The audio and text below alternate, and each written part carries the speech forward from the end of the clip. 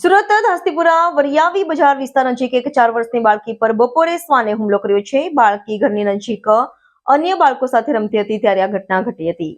સુરતના ધાસ્તીપુરામાં રખડતા કૂતરાએ 4 વર્ષની બાળકી પર જીવલેણ હુમલો કરતા ગંભીર રીતે ઇજાગ્રસ્ત થઈ હતી, જેથી બાળકીને સારવાર માટે સ્મીમેર હોસ્પિટલ ખાતે ખસેડવામાં આવી હતી. કૂતરાએ બાળકીને ગળા, આંખ, માથા સહિતની જગ્યાએ 15થી વધુ બચકા ભર્યા હતા.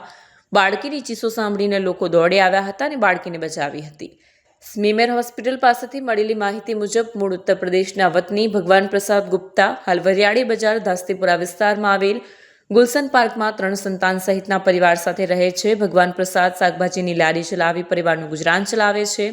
કાવ્યાને ક્યાં અને કેટલી ઈજાઓ થઈ છે? કૂતરાએ હુમલો કરતા કાવ્યાને ખૂબ જ ગંભીર ઈજાઓ પહોંચી છે, જેમાં કાવ્યાને માથામાં, ગળાના ભાગે, આંખના, કપાળના તેમજ પગના ભાગે ઈજા થઈ છે.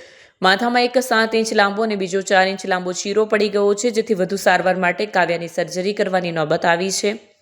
હાલમાં ઈજાઓમાંથી સારી થવા માટે કાવ્યાને અંદાજે 1.5 થી 2 મહિના અથવા તેનાથી વધુનો સમય લાગી શકે છે.